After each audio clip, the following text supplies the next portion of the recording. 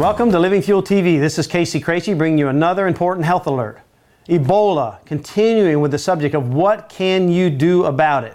Let's say that you now have cold and flu or flu-like symptoms and you are concerned that it might be Ebola. Now, of course, they're going to tell you to run to the hospital. First of all, let me back up just a little bit.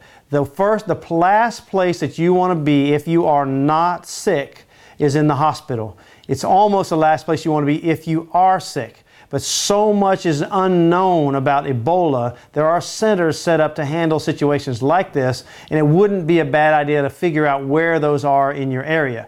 I'm not saying it's coming to you. Frankly, we don't know what the outcome of this is going to be. That doesn't change the fact that we need to manage our immunity. And so in this conference, I was with multiple world-renowned doctors of all kinds and asked a lot of questions about Ebola. Hey, what would you do if you had it? And the answers are the things that consistently come back is intravenous vitamin C, if you can get that, is a powerful weapon against all viruses. It's an immune enhancer big time.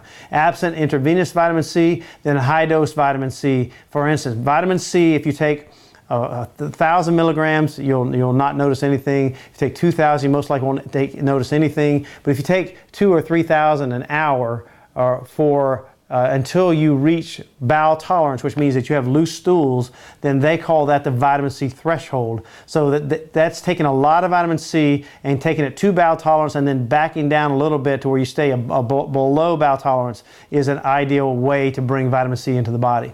The other thing that's consistent, obviously we talked about vitamin D3. Everyone knows that without a reasonably high vitamin D3 level, you have compromised immunity. So make sure you're paying attention to that. You can listen to other shows and you can learn some more details about that. But take vitamin D3, get in the sun without sunscreen, and get your vitamin D3 levels where they ought to be. Now, one other area that come back consistently was colloidal silver. Intravenous colloidal silver being the most effective way to do that. There's not a lot of places you can get that. It is not conventional medicine. There will have to be an alternative medicine practitioner in a state that allows this to happen. And so the authorities are apparently coming down on natural approaches right now because who knows why. It seems that they're protecting the drug interest here, but the point is the only interest that really matters is your interest, your family's interest, and my interest, and my family's interest. So we need to know about things that potentially could work before we will take an experimental drug, which is like putting a gun to your head and hoping that drug is going to work on something that is not even known. We don't even know the details of Ebola. We don't know enough about it to take an experimental drug. But if we take an experimental drug and we're harmed, injured, even killed by that drug, wouldn't it have been a better idea to at least have tried some natural approaches? There are many natural approaches. There's olive leaf extract. There's silver that you can actually put in your nose, colloidal silver, in your spray in your mouth. You can take it orally. There's all kinds of other things like oregano extract and still there's a long list of immune support nutrients. If you do a search on the internet, say nutrients that support immunity, you will get a long list of nutrients, and you'll even be able to find some of the types of dosages recommended by some top practitioners.